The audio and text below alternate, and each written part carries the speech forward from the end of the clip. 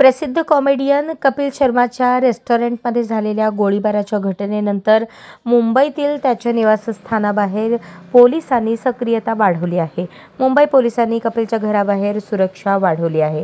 शुक्रवारी सकाळी अचानक मुंबई पोलिसांचे पथक कपिल शर्माच्या ओशिवरा येथील घरी पोहोचले. मात्र काही वेळ थांबल्यानंतर पोलीस कोणतेही निवेदन न देता निघून गेले.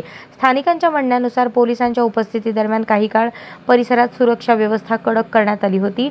सूत्रांनी दिलेल्या माहितीनुसार ही भेट केवळ सुरक्षा आढावा घेण्यासाठी होती. कपिलच्या सुरक्षेची जबाबदारी कोणती एजन्सी घेते, किती सुरक्षा रक्षक तैनात आहेत आणि इमारतीच्या आत किती दक्षता घेतली जाते हे पोलिसांना जाणून घ्यायचे होते. कपिल त्याच्या कुटुंबासह DLH एन्क्लेव्ह नावाच्या इमारतीच्या 7व्या आणि 9व्या मजल्यावर राहतो. कपिल शर्मा ज्या ठिकाणी शूटिंग करतात त्या गोरेगाव फिल्म सिटीमध्ये अतिरिक्त सुरक्षा दल तैनात करण्यात आले आहे. कोणतीही घटना टाळता यावी म्हणून मुंबई सुरक्षा दलाची गस्त वाढवण्यात आली आहे. सध्या पोलीस आणि खासगी सुरक्षा एजन्सींमध्ये जवळचा समन्वय राखला जात आहे.